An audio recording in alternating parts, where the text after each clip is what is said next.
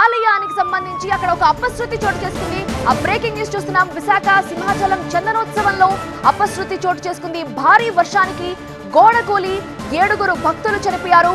ఇద్దరికి గాయాలైనట్లుగా తెలుస్తోంది. క్షతగాత్రులను ఇప్పటికే హాస్పిటల్ కి తరలించారు. కొత్త షాపింగ్ కాంప్లెక్స్ దగ్గర గోడ కూలింది.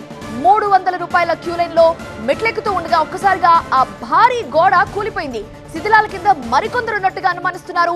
సహాయక చర్యలు కొనసాగుతున్నాయి.